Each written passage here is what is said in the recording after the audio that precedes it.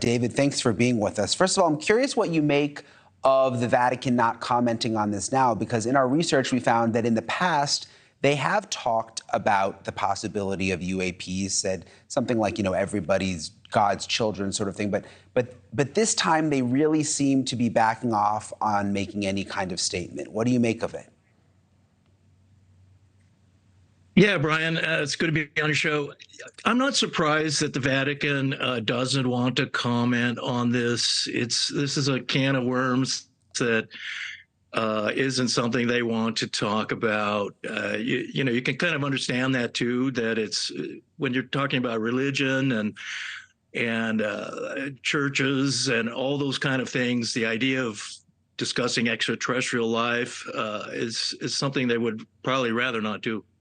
There is reporting that the head of the Vatican Observatory, which is interesting, we got into this last night. I don't think a lot of people realize that they do have these observatories and are interested in studying space. His name is Jesuit Brother Guy Consolmagno, says that Catholic intellectual tradition would have no problem with the idea of intelligent life. He said that in the past. Again, like, why keep it a secret? I mean, do you think that people really wouldn't be able to sort of mend the two together? Yeah, I think it is a problem that just people's religious beliefs, what they think is, their salvation, and how extraterrestrials would fit into that. I mean, the Catholic Church has said, that they have no problems with life on other planets, that God is, great and can create life on all kinds of planets and not just on Earth. So, the Catholics have said, yeah, we have no problem with extraterrestrial life.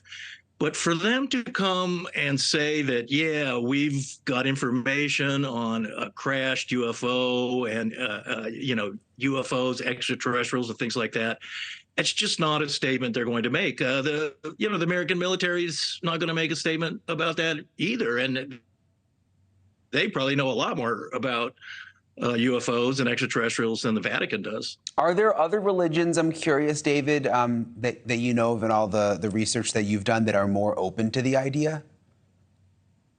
Yeah, I would say there are, Hindus and Buddhists, Tibetans and whatnot. The idea of extraterrestrial life and things like that, I think they have no problem with that.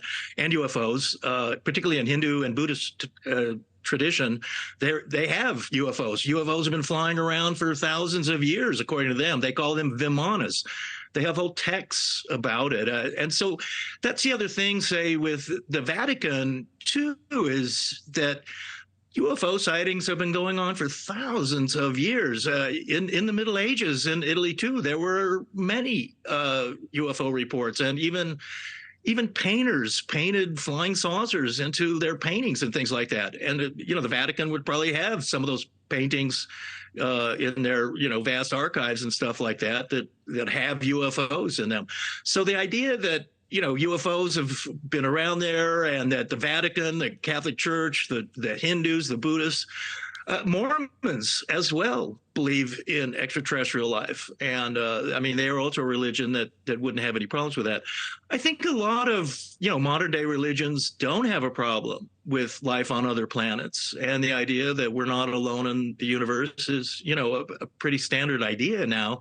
Yeah. But it's still not something I think that major religions, and particularly the Catholic Church, wants to address. Back to David Grusch's claims that the Pope in the 1930s alerted America about a crashed craft that Italy had in their possession. Can you talk to us a little bit about that time frame? I mean, does it surprise you that that he's making this allegation? I mean, does that fit in with diplomatic relations between America and Italy and the Vatican during that time? Yeah, I had not ever heard of this story before. This, to me, is completely new. I've read all kinds of UFO books, and I'd never heard of this one. Any UFO reports that are before World War II are particularly interesting, and this is one of those. When you go back to the 20s and 30s with the inventor Nikola Tesla, he constantly talked about electric spacecraft, death rays, ray guns, and things like that. We were watching Buck Rogers and Flash Gordon, those kind of things. They're electric spacecraft that are running around. They're not rockets, they're not jets. They're like UFOs. So in the 20s and 30s, the idea that flying saucers and things like that existed, spacecraft, extraterrestrials, that was already a popular idea. Yeah, it's interesting how you can trace all that. During World War II. Sorry, it's interesting though. I was just thinking how you're saying you can trace it all the way back to these times with the Buddhists and the Hindus.